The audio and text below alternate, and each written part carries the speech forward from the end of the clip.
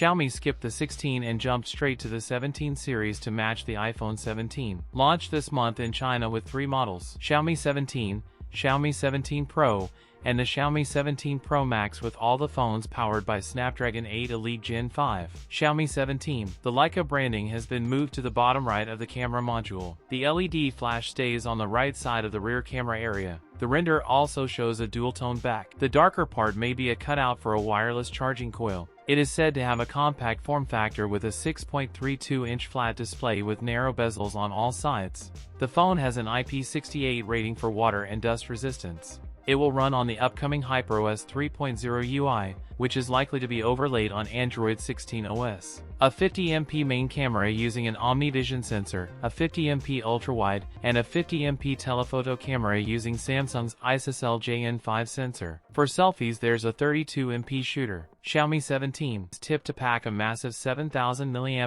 battery paired with 100W wired and 50W wireless charging. That's it for today's video. If you enjoyed it, don't forget to like, comment, and subscribe for more content. Thanks for watching, and I'll see you in the next one.